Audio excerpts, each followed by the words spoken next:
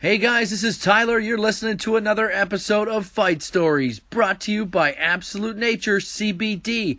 Head over to AbsoluteNatureCBD.com, punch in the promo code Goon Squad. They're going to set you up with all their 100% natural CBD oil products with a discount of 20%.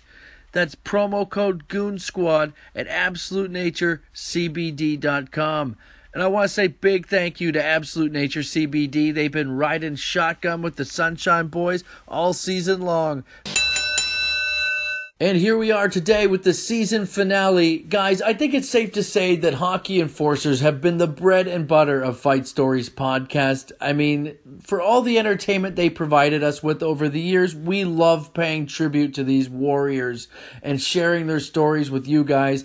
We know the hockey fight community is out there and still rabid and engaged, even though they've largely been ignored by the game. And people like Gary Bettman and David Branch have tried to put them in the rear view. But we love sharing these stories. And these guys, they're such generous people. Like, every episode we do unlocks another guest.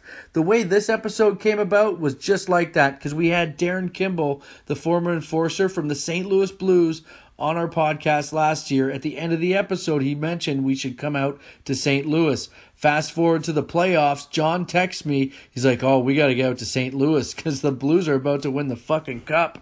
And that city is hockey crazy. So we said, yeah, let's go to St. Louis. Now, this episode never would have happened without Darin Kimble hooking it up and without the promoter, the comedy promoter, Ron Herron. Big thank you to Ron. Ron was the one who set us up with some shows in the area that helped pay the freight, hooked us up with our accommodations. Ron Herron, you are a fucking beauty. We love you, buddy. So without further ado, we have an amazing episode for you. 3 enforcers, count it 3, all from the St. Louis Blues alumni. Today, I give you the season finale of Fight Stories, Cam Janssen, Darin Kimble, and Reed Lowe.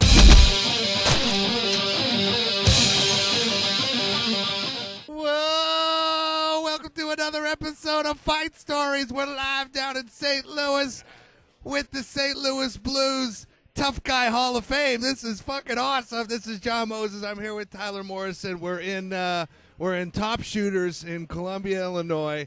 A lot of talent in the building here tonight, and I'm not talking about the hockey players. He didn't know I scored 6 this morning, Losey. You weren't there. All right, Tyler. I'm here with Tyler Morrison. This place puts the Hooters and Shooters. A lot of young tenderonis running around here, but we're not here for that. Tyler, go ahead.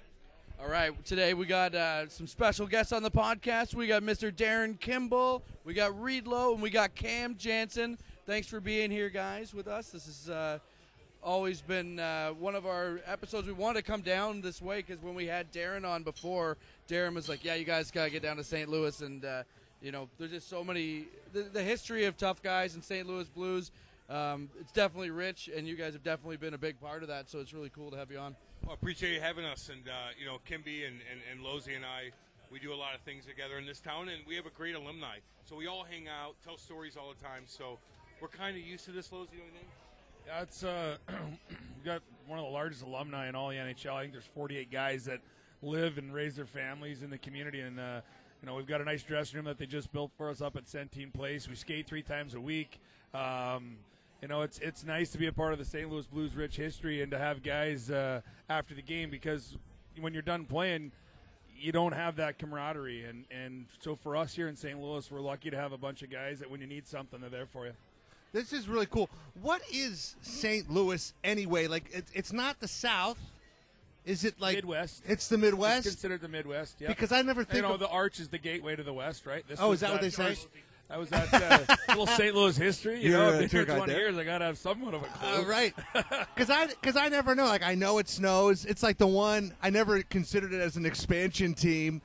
It's not far enough south where you would consider it south, but it still feels sort of southern. Kimby, what do you think? You're a northern guy. Right. What is your take? Are we the South in Missouri? Yeah, but the thing I think you see a lot of hockey players now. Cam's from here, so that's a different animal. But right. Losey's from up in the Saskatchewan area where I'm from. A lot of us that stay here, it's because it reminds us of our area back home. It's not the people, the fans that we deal with all on a regular basis, Right. they're sort of like a lot of Canadians. They're laid back. They know their hockey. They know what's going on. The core we deal with. So Right. I think there's a family.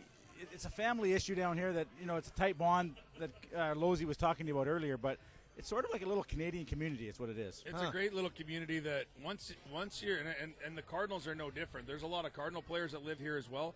Once you've endeared yourself to these fans and these people, and you've showed the blood, sweat, and tears that you have, they just love you, and they're so welcoming into the community. There's a lot of guys that work for different businesses around, and that's really where that started back in the Bruce Affleck, Larry Patey, Mike Zook, Bob Plager days. Those guys were part of the community, and then when they got done playing, the community welcomed them into their community jobs and their companies and Cool. gave them jobs. So that's really what started it all. Back then they needed them. Yeah, exactly. You needed to have a job. Well, They were making back then, CFL money. I retired in 2007. I needed a job when I got done, too.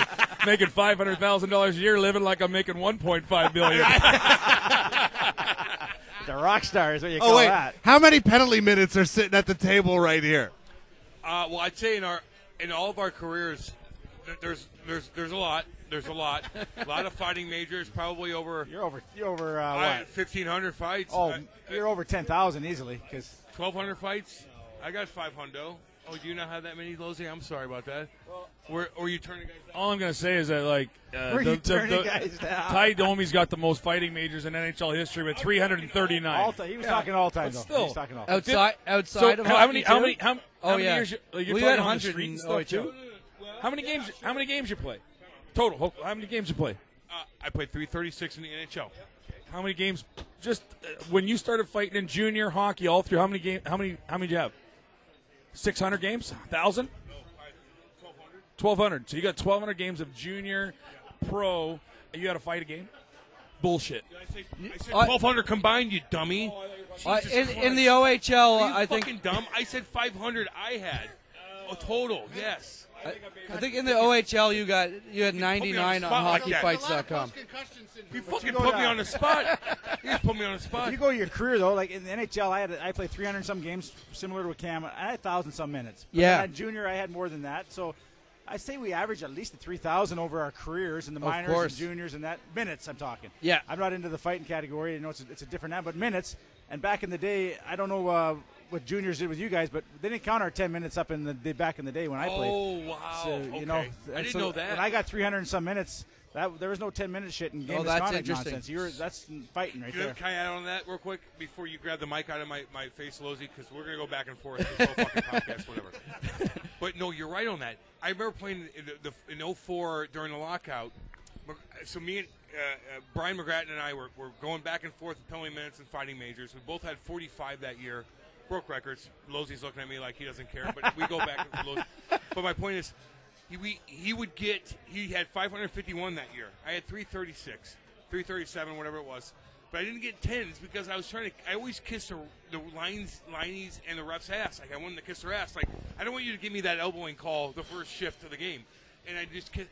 But Brian McGrattan, at the end of every game, and he knows this, if he's going to listen to this damn thing, I don't care, would be, go fuck yourself. Go fuck yourself. And he's like, McGratz, what are you doing? No, give me a 10. And he'd get a 10 minutes time. And that's why you get 551. Well, 501 minutes he had?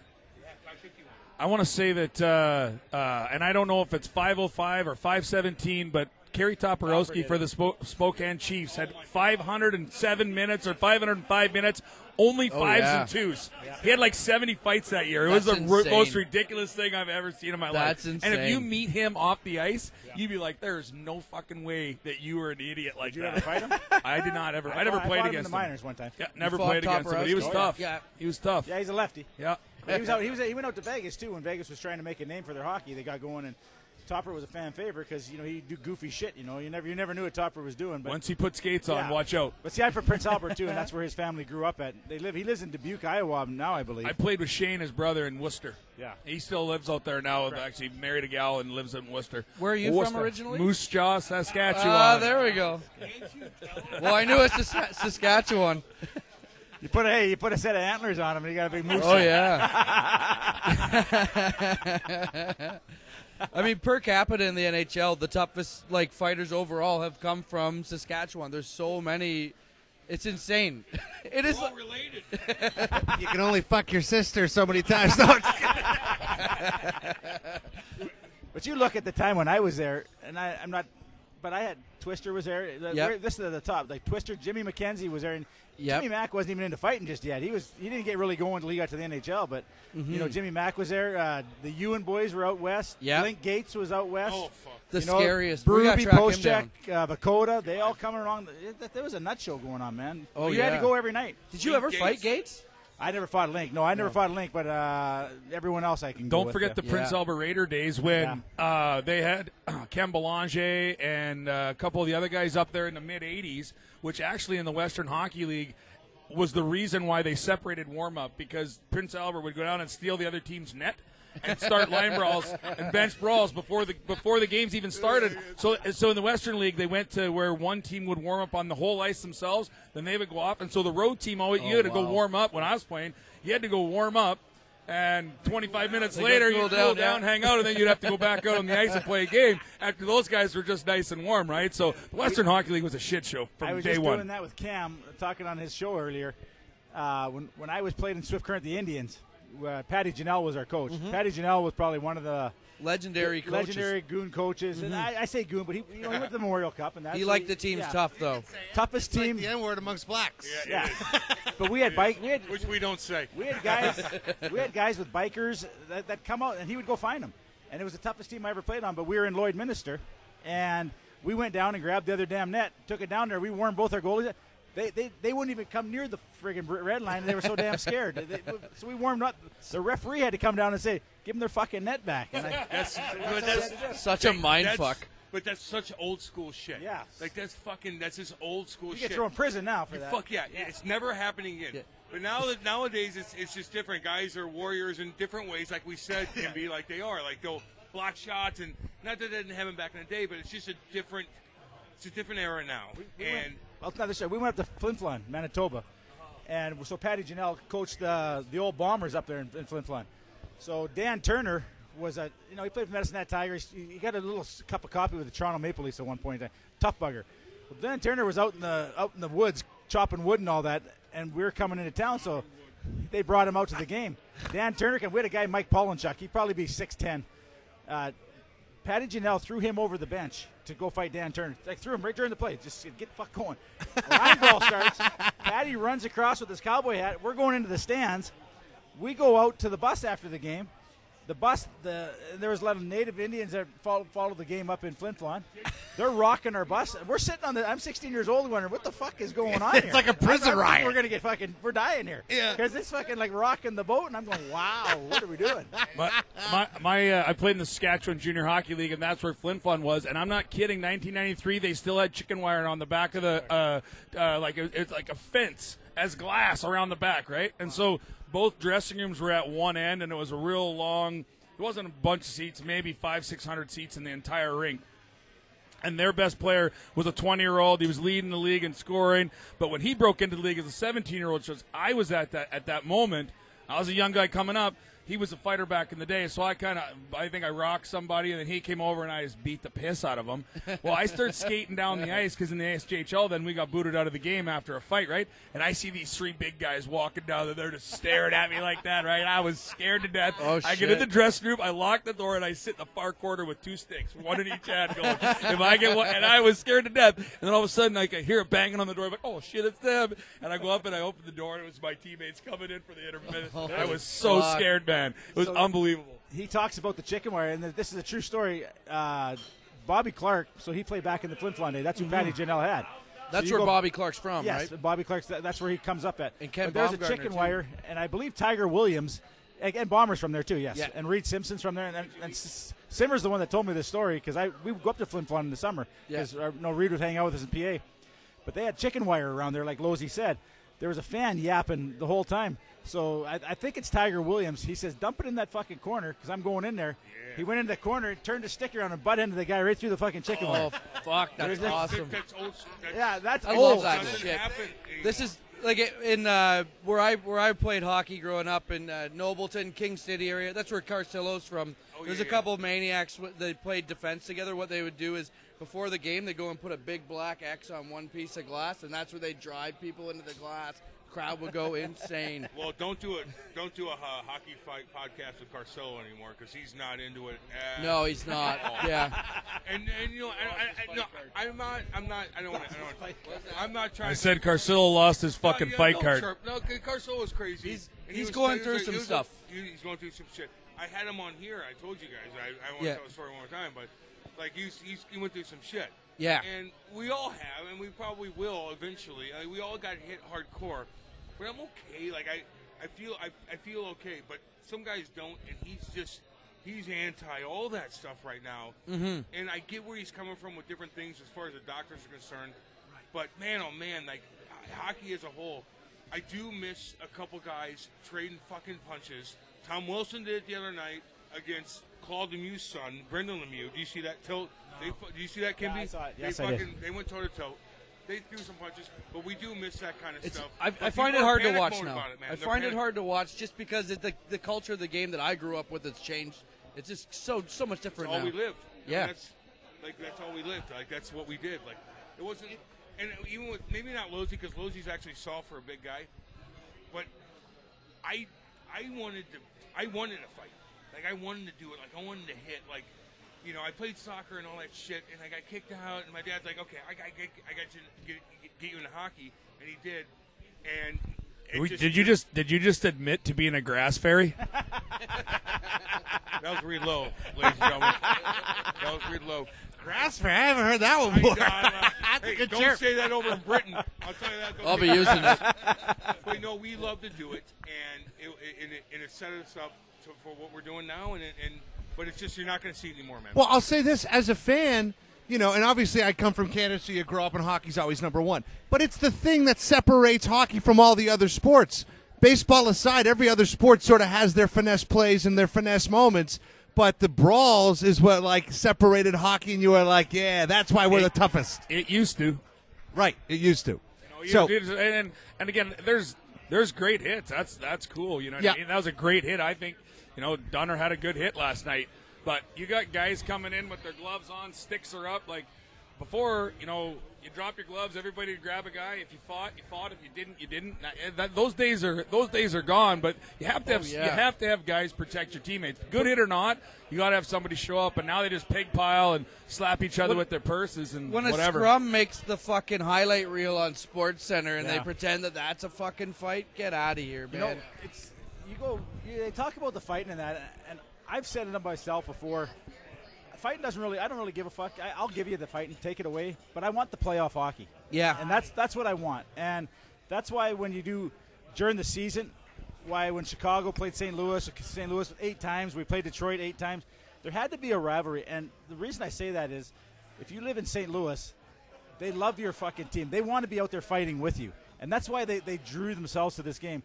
Mm-hmm. Now there's really you can't go on a war. You're not into a war with them anymore. Yeah. Like when we go to Chicago, they call it rivalry. Go fuck yourself. There's no rivalry there anymore. It's it's city against city. There was a rivalry. There was a fucking hatred before. And the fans in St. Louis and Chicago, they would go in the stands and they would fight during those back in the day. You're not going to see that shit anymore. It gets more violent in the stands. Exactly. Yeah. No, you're exactly right. Even now, when it just kind of just ended though. Like it just ended. Like even my last years, the Devils and the Rangers, we fucking hate Lou Lamoriello hated the Rangers. Yeah, he fucking hated them. Like, no, we're winning this game. You know, we start line brawls and just fucking nuts, and it stopped. And the hatred ended in that last era there. Yeah, and it's too bad now. Guys are still doing their thing, and I get that. You don't need to jump guys. I get it. But I want you to fucking get mad. In the game last night, the Blues got mad too, and that's why. But the Blues are separate. They're on their own fucking island, man. They're fucking hardcore because of Craig Berube, which we'll probably get into in a little bit. The one thing I want to kind of piggyback on that, so when I broke into the NHL in 2000, the coaches were already starting to control the toughness levels in the game. Like Joel Quimble used to say, Losey, you got the red light. Red light. What does that mean? Right. You know, are we playing fucking Red Rover here? Like, red light? You mean that if I'm on the ice and somebody cross-checks my teammate in the face and it's 5-0, I got a red light? You don't want me to do anything? Really? That's what you want? You want me to turtle? What about the fans? You know, like, so for me, I think that's where it changed for the coaches because they were looking for momentum swings and they kind of abused that position for that. Where they didn't want you to fight when it got up to the point where I wouldn't, like, to my detriment, I wouldn't listen to Joel. So when we got up 3 or 4 goals, he wouldn't play me because, I was going to go out there and if they called it. But for me, the way that I was raised in it, and Al Tour is my coach, and, he wasn't a heavyweight, but, man, he'd fight anybody, And, well, I'll tell you what. And he would always, like, I would always tell people this. When you're up 3 or 4 goals, you're protecting your lead. When you're down 3 or 4 goals, you're looking to try and change the momentum, and that's what our role was. You know what I mean? Just as a fan, we watched the Leafs suck for years, constantly getting blown out. You're paying, a good chunk of money for a ticket. Sometimes the only satisfaction you got was a fight as a fan. It was a shit game otherwise. The hardest job that I ever had, and now when I was at the Quebec Nordiques, it was easy because I was breaking into the league, and I was just going to fight all the time. Yeah. The hardest job you will ever have as a tough guy was fighting for a losing team.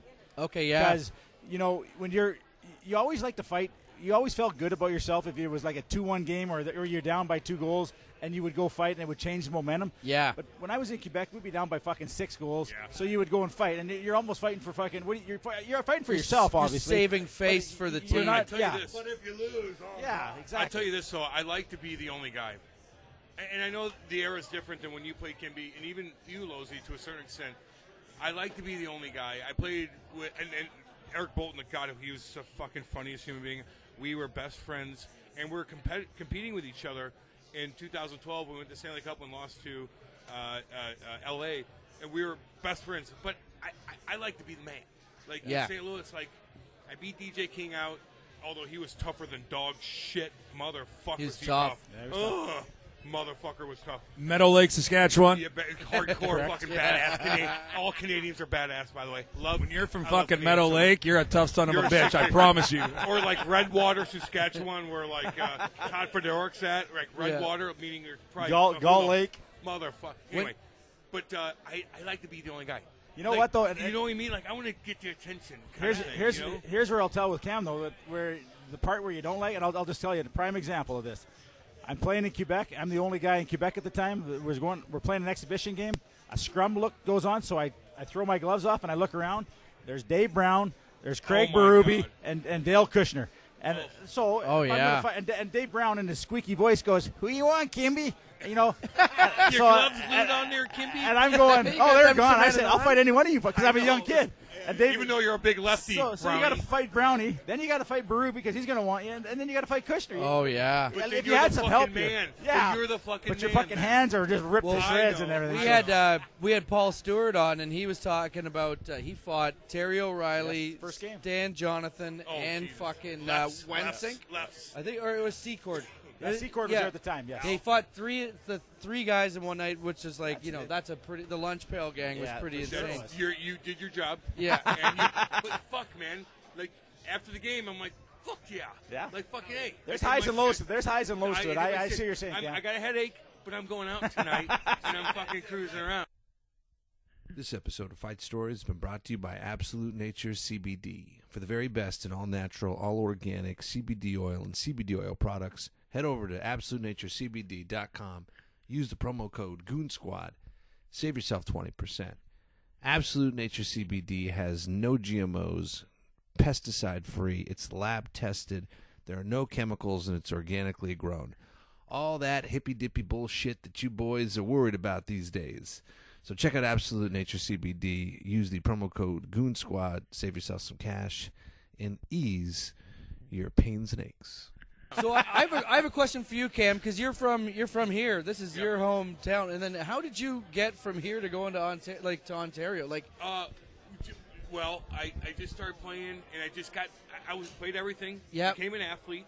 Like I tell parents now, I go get them into everything. I played soccer, baseball, everything to become an athlete. Then I got into Rick Schooley's Learn to Skate in Fenton, Missouri. How old? 9.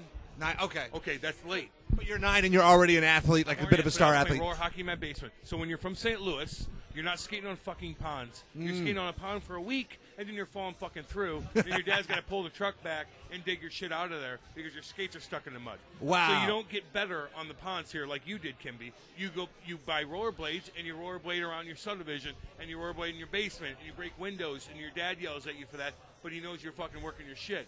Then you find out you could do the same thing on ice, and you got to learn to stop. And you do that. Right. So that's the big thing. You got to learn to stop. And then, now it's different. But I played AAA hockey. I made AAA like my second year. I mean, because our teams weren't that good.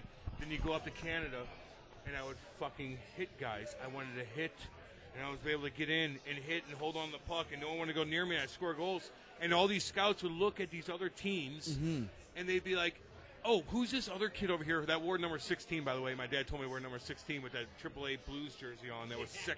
That's fucking awesome.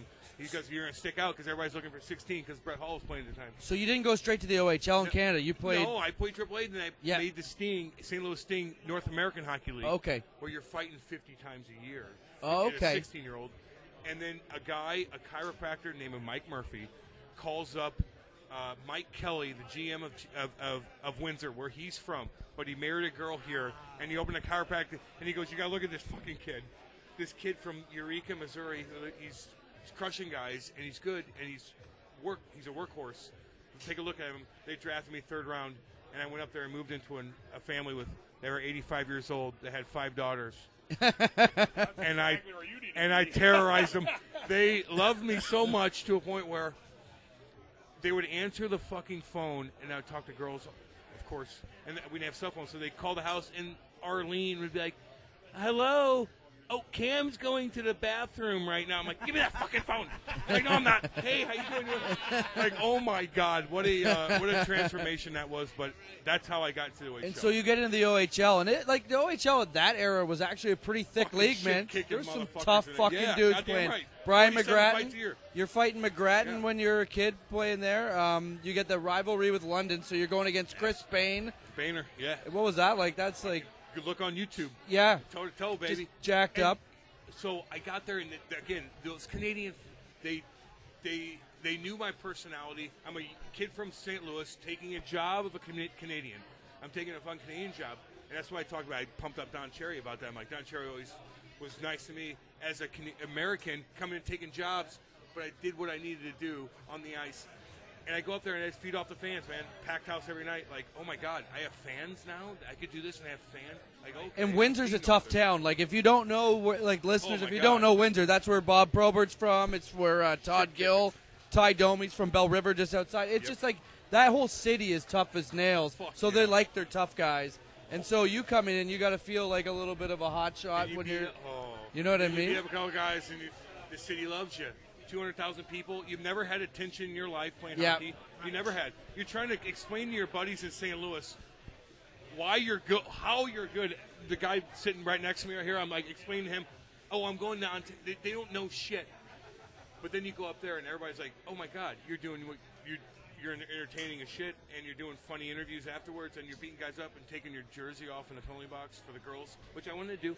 I just wanted to do that. I wanted to do it. Somebody held the gun to your head on that one? Tony Twist did that back in the day, and I'm like, you know what? I'm going to take my shit off. And you get attention. You're like, God, I love it. And I fed off the emotion, man. It was fucking awesome. You guys want to hear a good Reed Lowe Tony Twist fight story? I would love to hear it. What's the name of the podcast, man? I'll tell you. So, and Chase will be mad at me for this, but it is what it is.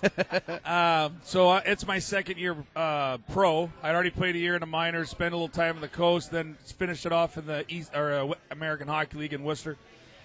Come back for my second year training camp, and Kelly Chase kind of laid a little spanking on Tyson Nash. So Nash was on my team, and in training camp, you know, there's guys. There's not even referees out there. There's nothing. There's no stuff is crazy.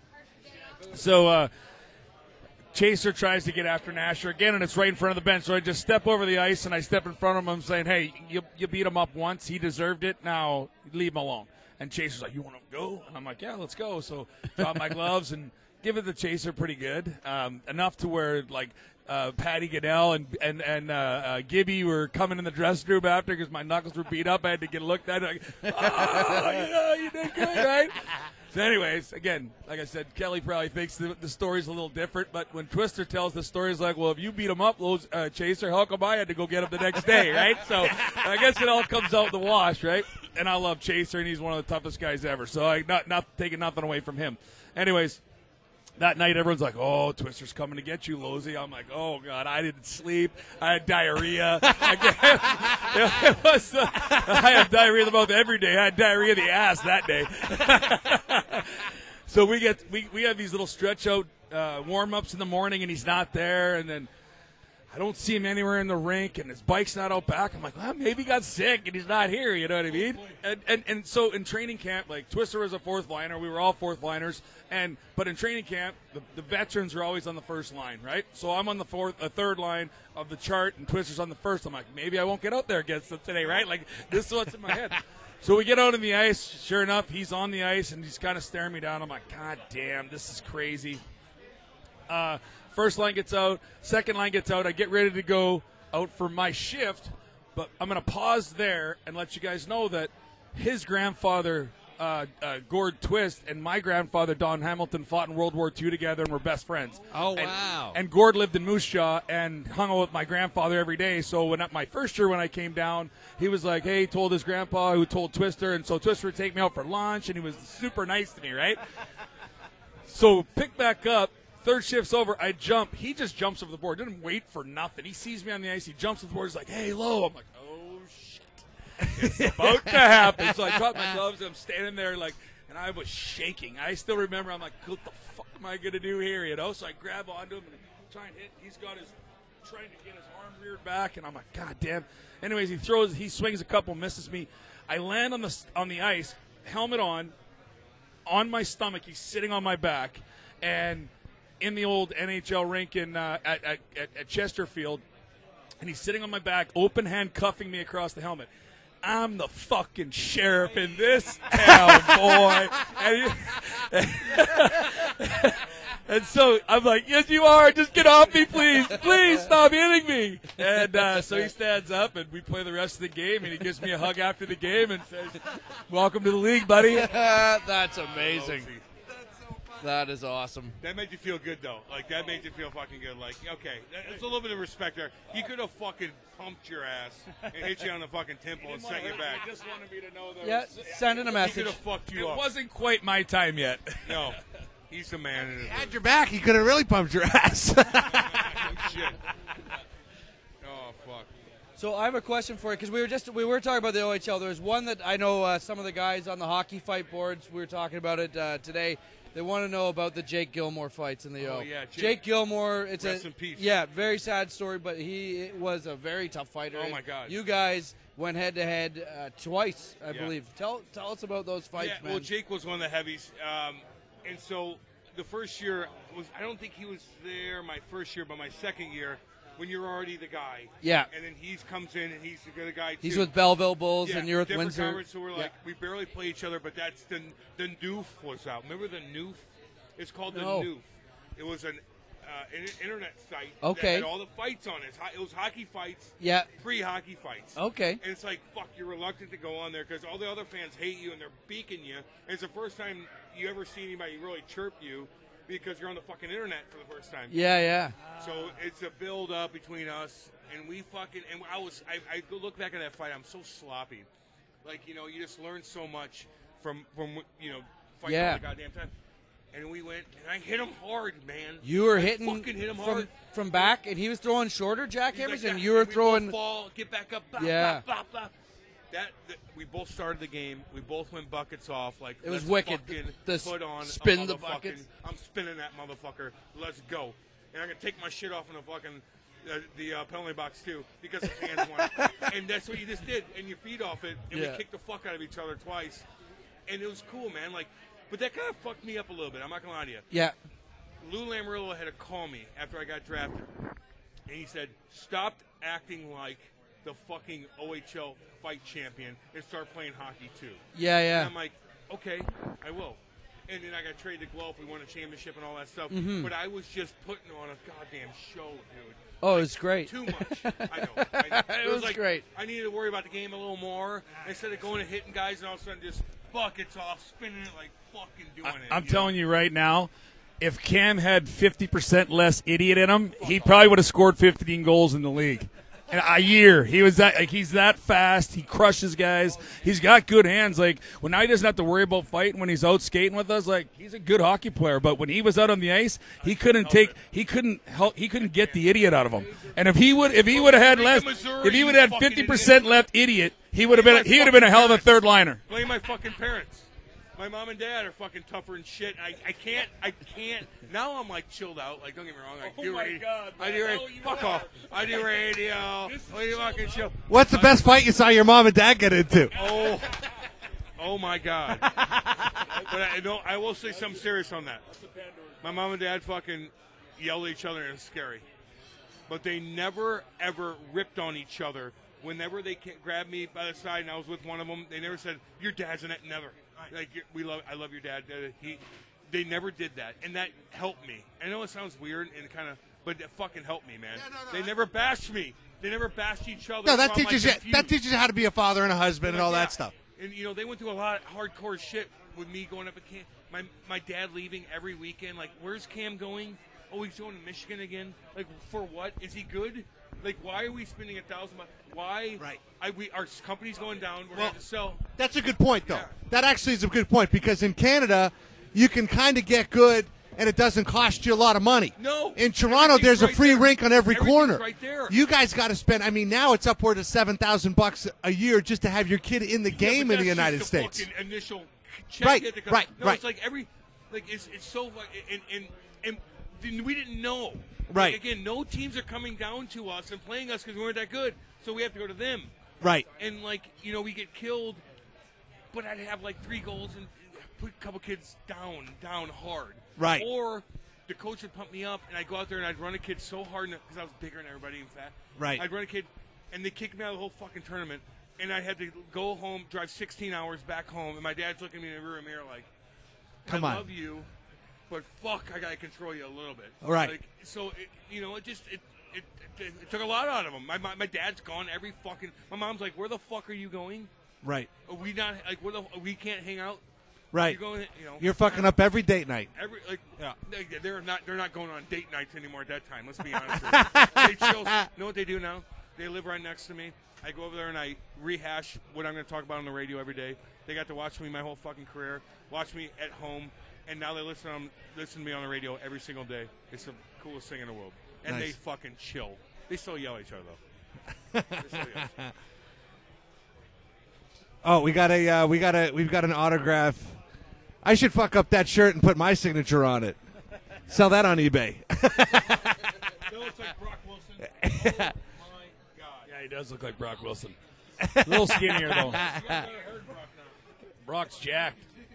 So, quick question. It's a little bit of a left, but I think I know where everybody at this table probably sits, but the firing of Don Cherry to me was such a gutless move. And they should, and it's not that what he said wasn't a little fucked up, and it's not to say there wasn't some truth to it. Probably could have been phrased a little differently, but you don't fire the guy.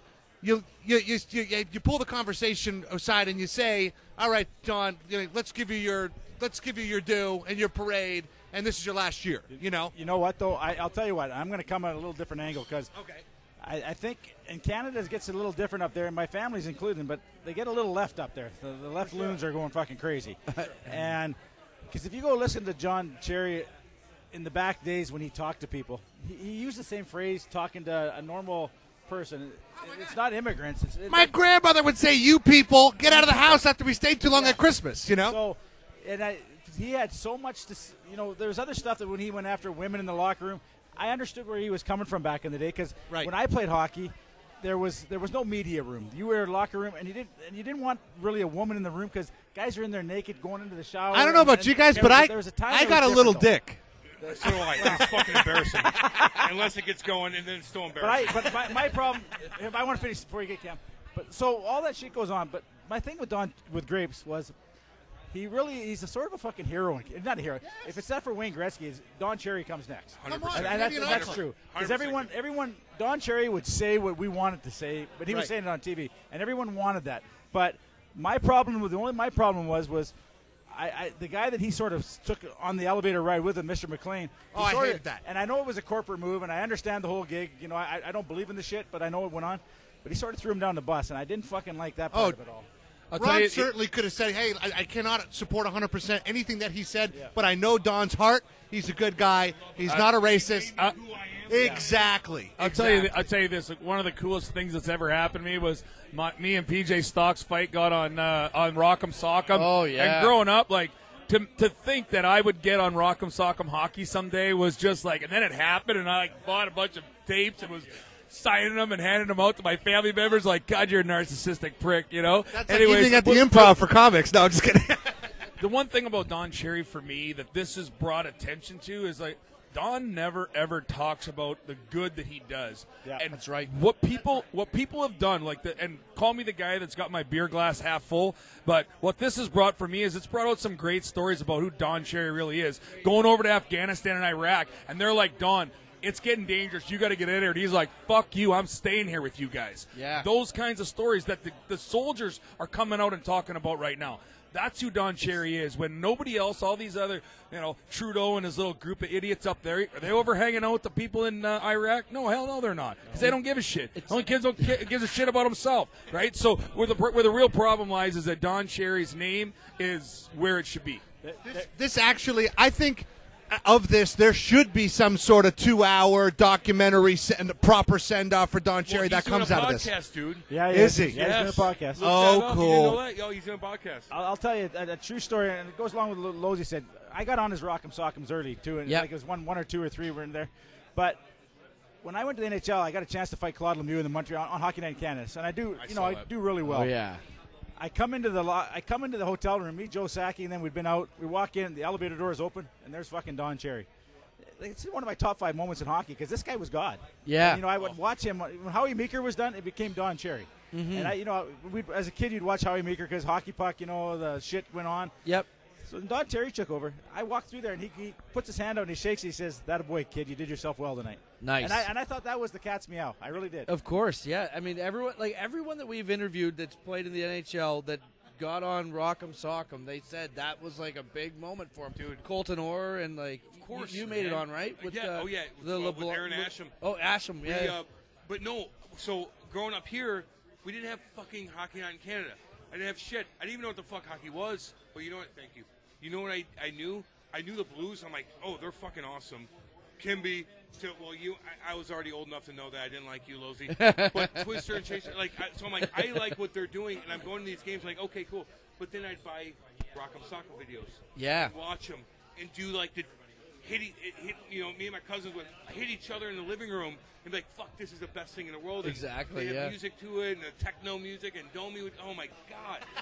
So whenever Rock'em Sock'em is the only time that techno has been used for any tough anything. The techno music, right? You remember that? I loved it. Shit, here it comes, baby. Fucking hip checks. The Don Cherry raps. That was yeah. the best. Probert, what a man. You see him, it's wham, bam. Let's go. Whammo, whammo. Who's the best? I often ponder right now. Stevie Wonder. Let's go. Let's go. God damn, it's So good. The best, dude.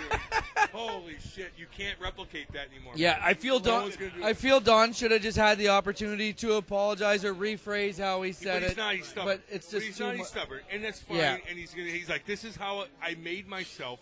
By speaking my mind, That's I'm right. not going to apologize. But and even I get that. But he could have, and he could have saved. But his he ass. did say that he said, phrased it said wrong. You people, right? And he said that in 1987. Yeah. He said it in 1993, 90. He said it 100 times, and he's not talking about a color or a race or anything. He's talking about anybody that's not wearing a goddamn poppy.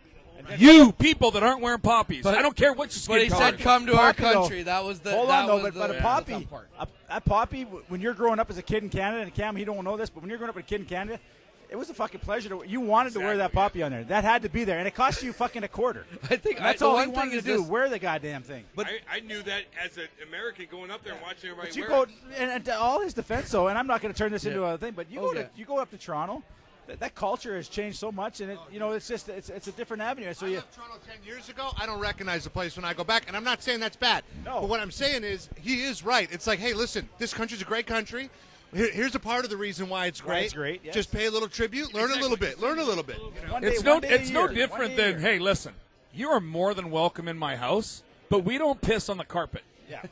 There's toilets for that. And I'm not saying that anybody's like pissing on anything, but I'm saying people are coming to my hometown, my homeland, and they're not respecting the rituals and the things that we set forth when we were there. And there's an argument that, there was someone there before us and whatever else. The things that we have laid out there, respecting the people that, and giving honor with the poppy to the people that are fallen, my grandfather and everybody else that's fallen and done that and protected us and saved us. That's a really cool thing. And so just don't disrespect that, it. He would have been good, or even came back yeah. and phrased it like But that. you're coming. But the reason is you're coming to the country because you like that way of life. So just support it now. That's all we ask. I have a different theory on it, and I think all those people did buy a poppy. They just fall off and you lose them. And every time Terry sees someone, oh, he just lost it. Like, I bought a poppy this year. I'm at a restaurant, and I walked across the street, and I had lost it already. Like, insane. They need to get a little clamp for those fucking things. Come on. We get some poppies with Velcros. Right? Yeah, safety pin instead of the goddamn pins, needle. All right, how about this? Best off-ice fights. Never been in an off-ice fight. Come, get the hell out of here. Never been in a street fight or bar fight in my life. Oh, wow. Oh, I figured. I got a bunch. No. You could borrow one. I just thought I didn't know who I was before I got into really fighting as juniors and stuff. So I wanted to show it off that I could do it. Right. And I embarrassed myself back in the day. But the big time, not really. As far as I thought the girls thought it was cool when you do it at a party in high school, but it's not. Right. My buddies thought it was cool, so then I thought it was cool. But the girls like, you're a psycho. Yeah. Now I knew it. There's always some slick guy off in the corner sneaking her in the room while you're fighting. Doing it on the ice, it's a different story. The girls love that. All right. But I got fucking embarrassed, man, in Windsor one time. And I was King Dick, and I thought I was a fucking man, doing my shit, taking the jersey, like doing everything, just being a character. And I'm at the club, probably underage, of course, but they let you in and do whatever the fuck you want. I'm like, cool, yeah. Girls are around. Guys from Detroit are coming over. That's what they do. They come from over. The American boys. They drink a little early, right? The American boys, they call them like, yeah, I know the American boys. Well, they're American boys want to go. Yeah. And I remember this guy was doing something. He's talking to our girls, and I beat up somebody that night. And I'm just confident, like I'm fucking confident. This guy's like, you want to do it? I'm like, oh fuck, bring it on, let's go, gather the crew. And I didn't want to do that. I didn't do it much in Windsor because you're under a microscope. Right. But I'm like, that night it was just one of those nights, and I bring him out there in front of a bunch of girls, in front of a couple of my teammates, in front of a bunch of my buddies I went to high school with. This motherfucker embarrassed me so fucking bad. He put me in a pretzel, didn't let me go. Then he put me in a fucking chokehold, didn't let me go. Then he put me in a fucking armbar, didn't let me go. Yeah. And I'm like, I'm so sorry. I am so sorry. I'm not King Dick. I'm a fucking loser. Yeah. These girls, I'm not taking them home tonight. I'm going to jerk off to myself. I'm a fucking, actually, I'm not even going to do that. I'm just going to go to bed and I'm not even going to fucking eat. I'm a loser. This guy fucking embarrassed me, and I didn't do it ever again. So, what was he? What do you think he was, like a jiu-jitsu guy or something? Fuck yeah. So, fucking A-right he was. next question. He had cauliflower ear, and I didn't notice it. That's right. Did I always look for the cauliflower ear before I start shooting my mouth up? Are you going to fight me? Hold on, let me look at your ear. No, thank you. I wrestled back in the day, but this guy was just fucked me up. So, Kimble, I know that when you were on the podcast, you said you start studying a little boxing. You're looking for the edge. Colt Moore said he actually started taking a little jiu-jitsu. Was there anything you did to prepare? And Reed, you too. Was there anything that you guys did off ice, fighting wise, like boxing, this, that, in order to get the edge? Yeah, motherfucker. Are you kidding me? Oh, really? My dad dropped me off at Finney's at 16 years old. He dropped me right off this shit-kicking MMA fucking place. Oh, really? I walk in by myself. My dad goes, I'll pay for it. Get in there. I walk in, shit kickers beating the fuck out of each other. I'm like, oh, my God. Oh, hi. I'm Cam. Nice to meet you. They're like, come on in here. And I started boxing with these boxers and then we turned it into hockey fight training with a towel over your neck, with one glove, with no headgear on. Wow! And then we stopped doing that because we're kicking the shit out of each other. Right, guys are getting too tuned up. Then Losey comes in, then Brandon Bullock comes in, then Patty Maroon comes in, and then they took care of me. So Finney's Mixed Martial Arts in St. Louis, and it's still going. Fuck yeah! Awesome. As a 16-year-old, I go in there and I turned this into a hockey fight training. outside of what they do, of course. Of and course. Losey came in. We kicked the shit out of each other. Helped me so much, dude. I'll never forget when I was kind of phasing my career out, and Cam was kind of just getting his up and going. Yeah. And he's like, "Dude, you got to come train with me at Finney." He's like, "We worked out there. We did a lot of different stuff together." And it was at that moment where I was like, "No, this little motherfucker packs a solid punch." Like, he would have his mitts on, and I would have like the sparring mitts where he's hitting me, and I'm like, "Holy fuck!" Right. He has got an absolute heavy. Well, he's got fucking sledgehammers for hands right there. God. Like, you look and at he's his the goddamn sweatiest hands. bastard I've ever met in my life. You go to Cam, were you when I just was standing in the shower in your clothes? Oh, no, you're just sweating? Okay. Girls make me nervous. But I'll tell you what, though, when I was in Kingston, Ontario, you want to talk about boxing. So I talked to you about Kingston. I had the little lightweight Canadian champion that I was training with at the time. Yeah. I could go in there and I'd get my fucking ass handed to him. They just the way they punch and the power. You when you fight in hockey and you're grabbing and you don't understand the full torque of this, but these guys were turning their body and I seen this guy hit a guy in the stomach and I just said, "Fuck, that ain't gonna be me because that's gonna hurt." Right. And then this fucker was only 120 pounds and I'm going, "Holy fuck, that would." Like they packed a punch, man. I'll tell you, I've fought a lot of guys. One of the craziest guys I ever fought was Scott Parker. Oh, yeah. And Scott, for the most part, beat me in fights. The one night on my first goal that I ever scored in the NHL on my dad's birthday. Thanks, Taylor. On my dad's birthday, got my first goal, fought Scott Parker that night, and he was fucking with Al. And I'm like, listen, nobody fucks with Al. Literally, if Al was in this bar right now and somebody was fucking with him, I would hop over here and grab the guy. Yeah, like I still feel like I have to protect Al. Yeah, Al McInnes. And so, anyways, but it was just a great fight. But I was on a different level because I was protecting one of my teammates. And whenever we had like our, hey, we got to fight because we're tough guys fights, like I was tough, I could do it. But man, if you were fucking with one of my teammates, it was a different level of me wanting to hurt you. You know what I mean? Another element. And that night, like that's one of my favorite fights that I've ever been in. That fight right there. But my next fight, he came back to St. Louis, where I was going to make this point is. He started hitting me. I had a great lock on him, and he started giving me rib shots. And I was like, oh. And he actually, if you watch the fight, like, he hits me up in the side of the ribs, and I actually go down on one knee. Because and then I go lift my shirt after the game. I'm like, oh, bruised.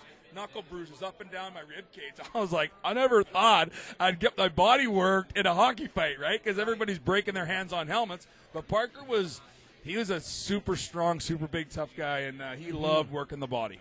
That's wicked. You did start to see sort of things evolve before they put the sort of kibosh on it. You know what I mean? Like the body work and like fucking guys breaking holds and. We were watching. We watched your fight with Rick Rippon, and we were just talking about how, like, just some of the technical aspects he was bringing into it. Like, it was. No, he broke my nose. Oh yeah. Rest in peace. Yeah. All right, thank you. Can't breathe at night because him. Yeah, my nose has been broken a couple times. You can tell it's all over the place. It's he was very tough, and of course, rest in peace. And he went through some tough times. Yeah. He had some depression going on, and went through a weird time in juniors too, where he, I don't want to get too much into it, but he had a tough time, man. But he was really, really tough. God, he fucked me up one night against Vancouver and kicked the shit out of me. And I'm like, oh, okay. It was like a two-handed attack that he brought to everything. Stop. I can't stop. Like it's like stop.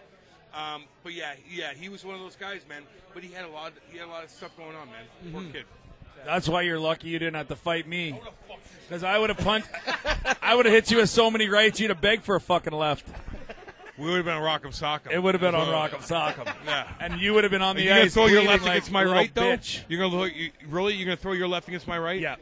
And all feel day. comfortable? Feel great. All right. Feel great. Not now. I got a question for you guys. Okay. Guys obviously are fans of tough guys in the NHL. Yeah. So who's your favorite? I don't know, man. You don't have to say me because I'm not going to punch you in the face if you do that.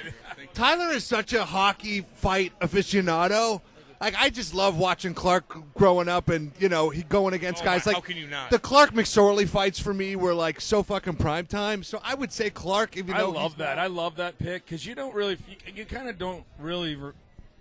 Like, Wendell Clark was such a badass. First off, he was defenseman for the Saskatoon Blades, won Defenseman of the Year, got drafted first overall, and they put him on forward, and he's a Hall of Fame. He's a Hall of Fame. Is he a forward. Hall of Famer? I don't think he is. No, but he he's should at least be. Hall of Famer. Is he a Hall of Famer? No, he doesn't have the numbers. Doesn't have the numbers. No, not even close. 400 off. Like, Yeah. hey, I'm he's telling you covering right shit. now, He had so many injuries. he fought everybody. He's making a couple Everybody. $100,000 being an alumni. Yeah. Right now. So Oh, he's okay. fuck yeah. He's a Hall of Famer for the Leafs. No, like he put it all on the line, hitting like everything. He's a fucking man. powerhouse, Are you piggybacking him, or are you going to pick somebody else? No, no.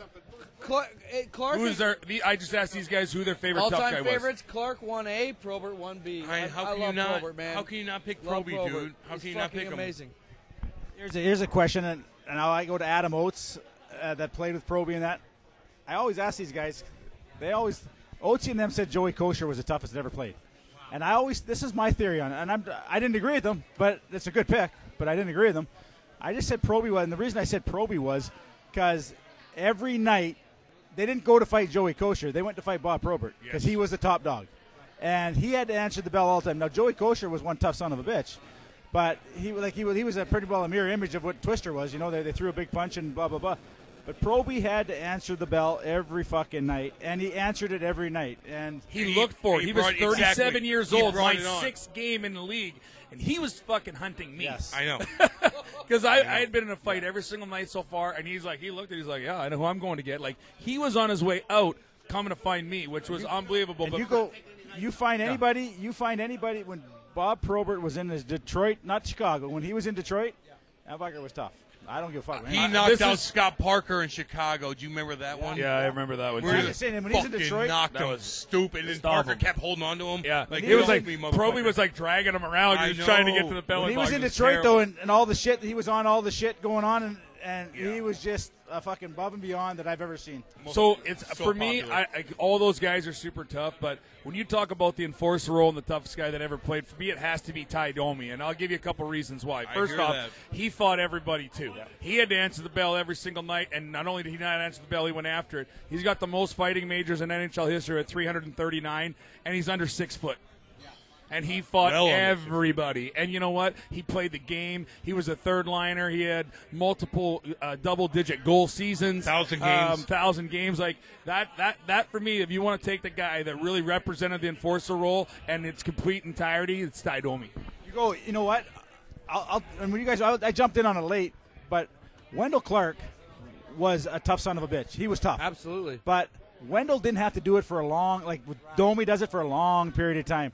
Proby does it for a long period. Dave Brown, I don't care what anyone says. Oh, yeah. Dave Brown goes right up there. Now, the only He's reason I put number 2 Proby, all time, because but- Proby beats him. Yes, he And, caught him with the one. yeah. They were trading. Remember that? Yeah, The but, center ice. but Dave Brown, In Edmonton. but Yep. Dave Brown also when he fought, Dave Brown Proby was pretty. He was a fair fucking guy. Proby would never.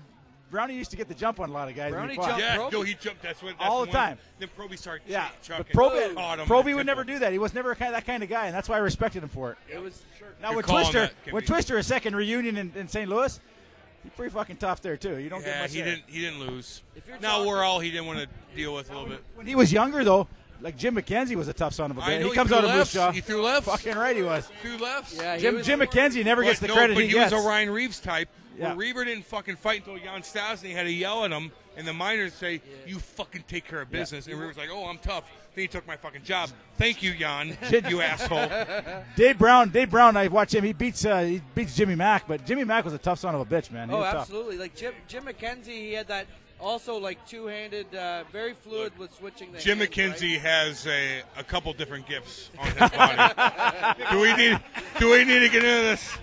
No, he knows that. I know he might be listening right now. Jim McKenzie has some gifts. He got what you're lacking. Okay. He got what you're Oh lacking. my God! We go to fantasy camp real together, heavyweight. and when he's in the shower, I'm not going near it.